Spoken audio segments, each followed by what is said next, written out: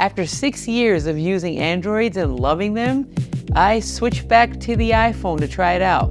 So if you or someone you love ever wondered what it's like to switch from an Android to an iPhone, don't worry, I got you.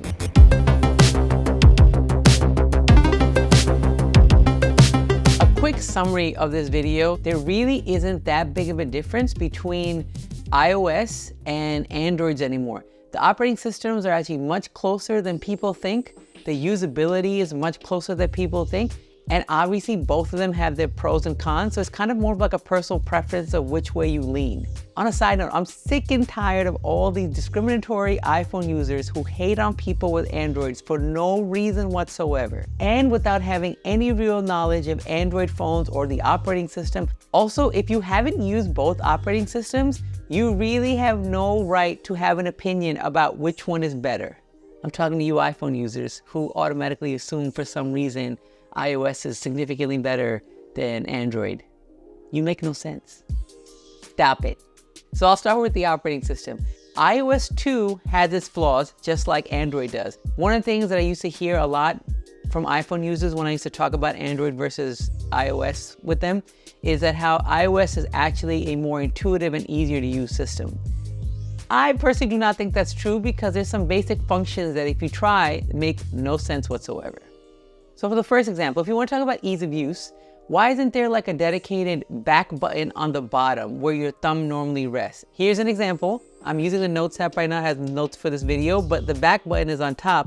But naturally, your thumb normally rests on the bottom. So it's kind of inconvenient to have the back button on top, especially on these bigger phones. And I have decent sized hands and I could use it one-handed, but it's not a comfortable gesture.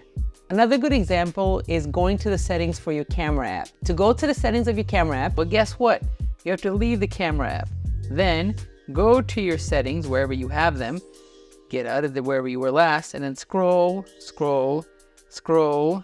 find camera, and now go in here to change the settings that you wanted to change. And now that you've changed your settings, you have to go back to your camera app, and now here we are.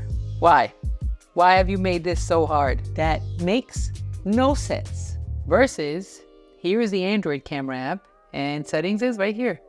Boom, settings, and once you're done, boom, back to your app. I'll give one more example that affects everyday usability. You might have a lot of apps open. So you swipe up to go to the screen where you see all your apps, and now if you wanted to delete all of them for some reason, what do you have to do? You can't just close them all, you have to close them one by one. Why isn't there a button or something that just closes all of them? Why do I have to do it one by one? Why? Makes no sense. I actually really like these bottom buttons that stay there permanently. There's a home button, a back button, and your apps button. So in Android, you press the 3 lines, which brings up all your apps, and you can close them one by one if you like, or you can just press close all and boom, they're all gone. Just like that. Beautiful, simple, easy. I promise this whole video is not just shitting on iOS and iPhones. I obviously have one and I kept it. So there are some good things about it too. I just want to get these things out the way first because that's what I used to hear a lot when people used to have the conversation with me about Apple versus Android without ever using an Android ever. But like I said, those opinions don't count. No. One of the biggest reasons why I actually even gave the new iPhone 15 a try was the port.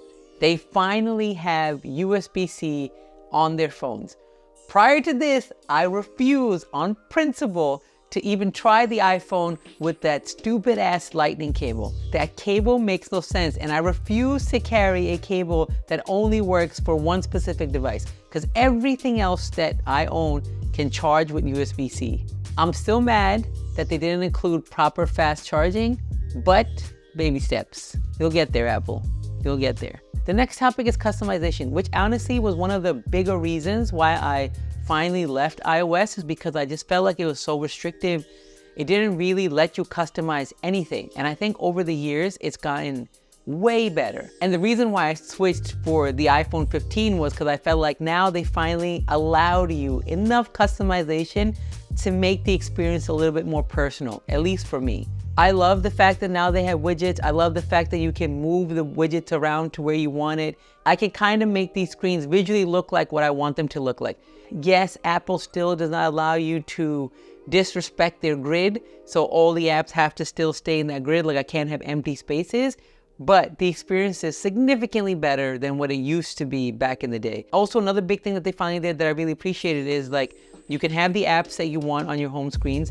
And they also have the little tiny boxes that you can put more apps in a smaller space. And finally, they have that section where you can keep all the apps that you don't use that often, so they're not crowding up one of your home screens. A feature that has been in Android for a very, very long time. I also like the fact that they give you multiple options for sizes for your widgets and how you want it to look. Once again, all things that have been in Android for a while, but it is welcome on iOS. They obviously don't have deeper customization, like you can't really change what the icons look like. You can't really change the layout of things. You can't really change what your setting drawer looks like. There's a lot of things you can't do, but there's way more things that you can do now than they had back when I left. Obviously, Android has a much deeper customization options.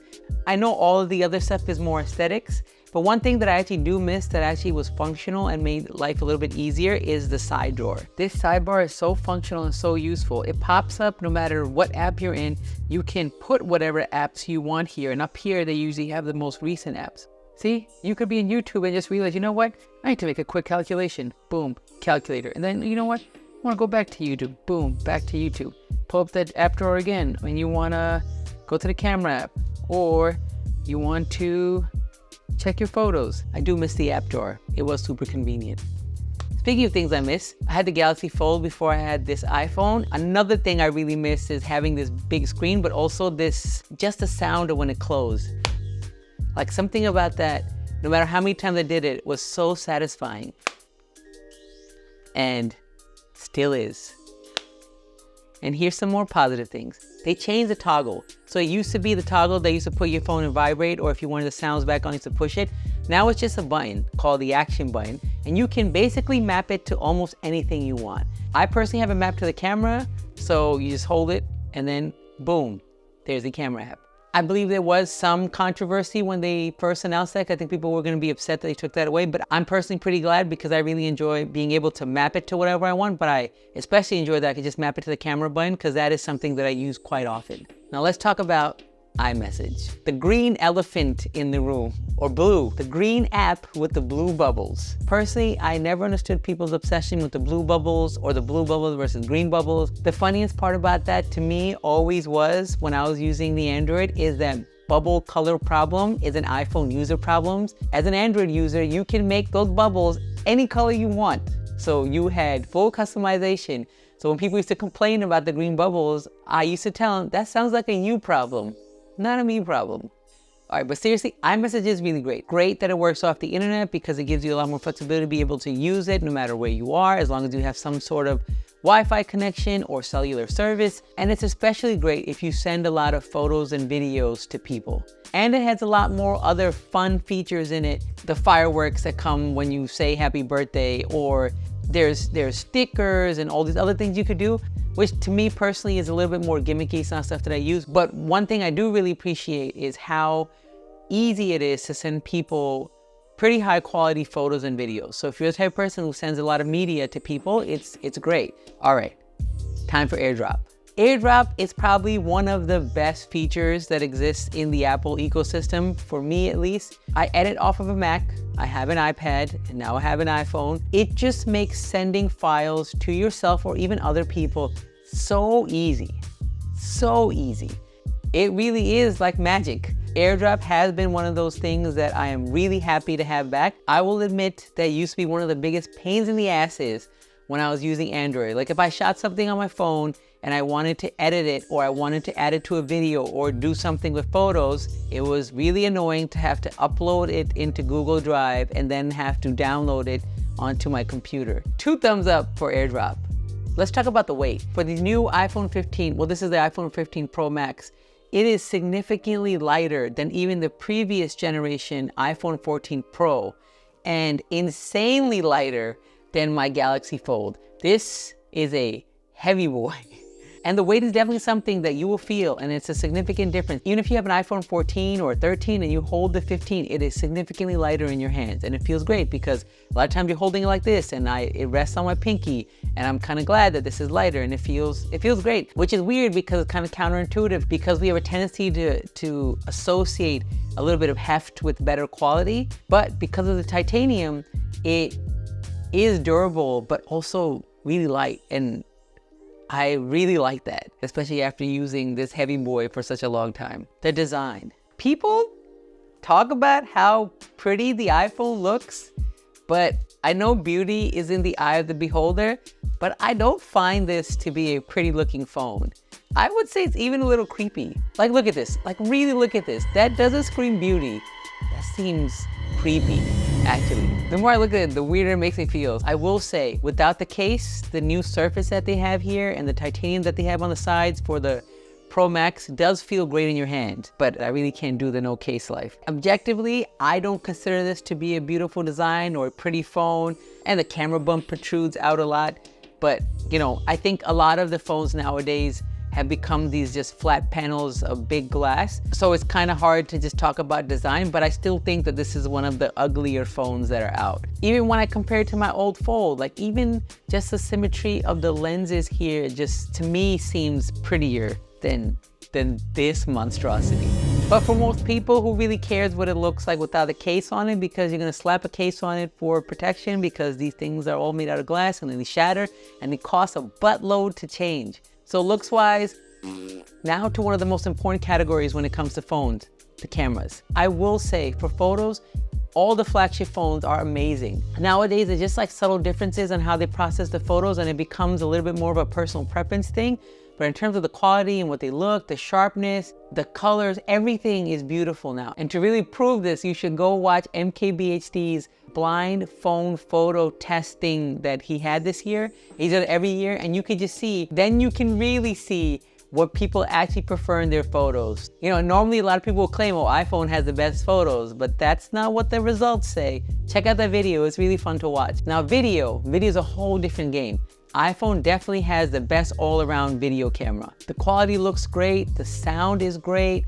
They actually have this active stabilization feature, which blew my mind.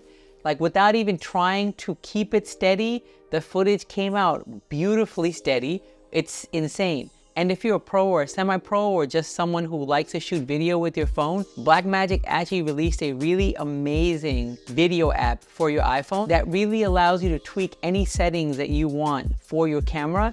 And I think that the results are spectacular. If you open it up, just the UI I think is beautiful. But as you can see, if you want to shoot vertical video, you can shoot vertical video. But if you want to be super professional and cool, you can shoot horizontal video. But that you can actually do with the regular camera app. Where this app really shines, hold on, there we go. Where this app really shines is with these more serious professional controls that you cannot do with the regular camera app. If you look here, you can change your frame rate, you can change your shutter speed, you can change your ISO, you can change your white balance. It just gives you so much control. And honestly, I feel like the quality of video that comes out of this is just spectacular. And it has all these other professional controls as well that most people will never use, but they're here if you ever wanted to use them. And then the big cherry on top, because of this new port, is now you can plug in an SSD directly into the phone and record ProRes RAW video, which is bananas, and it looks so good. But once again, that's a feature for like superpower users, and it's not something that normal people will use. But it does look really cool, and the fact that you have that ability is pretty amazing. Some more random thoughts. For some reason, I've had more apps crash on me while using iOS than I did on Android. Even me personally believe that the apps on Android probably crashed a lot more than iOS, which was really surprising for me. There still is that problem where a lot of apps, especially the cooler apps, will always come to either only iOS or iOS first before they get to Android. It's kind of nice to have access to all of them instead of selectively getting certain apps or not ever getting certain apps at all. Another everyday thing that's actually pretty disappointing is Apple CarPlay. The experience on Android Auto is actually much better than Apple CarPlay, at least for me. I find that the apps that I use, like Google Maps and Waze, especially Waze, the user interface on Android Auto is better. How quick the app responds has been better too. And this is just not in my car. In multiple vehicles that I've tested in, I feel the same way. In some vehicles, actually, Waze on Apple CarPlay is slow, actually functions with a significant delay, which doesn't make any sense because as a navigation app, you want it to be as precise as possible. So it should tell you to turn when the turn's there, not the other way around where the turn comes, but your car in the app hasn't caught up. Look at this. I am so far from where it thinks I'm on the map. I'm like somewhere, there we go. All of a sudden caught up. Why do you act like an idiot? Once again, I'm at this intersection. And I don't know where it thinks I am, but I'm definitely not in this neighborhood. I just don't get it. When that first happened to me, it blew my mind. And I never had that issue with Android Auto, which is another thing that surprises me because I had assumed that the experience on Apple CarPlay would be better than Android Auto, but personally, it has not been the case. One other thing that kind of bugs me is that for iOS, you only have the iPhone, right? You basically have the same phone as everybody else who's using iOS. And something about that makes it feel like a basic bitch. Like it's like the same device that everybody else has versus Android, which has so many different options. I loved having this phone because it just felt different. It felt cool. The experience was so much fun. The fact that it folded was amazing. I've gotten stopped so many times out in public because people wanted to know what I was using because they've never seen a folding phone. I do miss that. The iPhone, you know, objectively has no character. It has no pizzazz. Nothing about it like differentiates it from physically from everything else. So to close this off, I obviously enjoyed the experience enough for me to keep the phone. I initially got it to try it out to see if I keep it, and obviously I kept it. There are definitely some features that really make the experience great. And there are a lot of other things that just, they're not that big of a deal. Both of the operating systems have their pros and cons, and there's definitely things that I miss about Android that I don't have here. And there's obviously things in iOS that I'm not gonna get in Android. So there is no perfect device. But that being said, if I missed something or if you have any questions, please feel free to hit me up, leave a comment, or just message me directly. I hope you enjoyed this. I definitely enjoyed talking about it. And as always, thank you so much for watching, and I will see you in the next one. Okay, bye.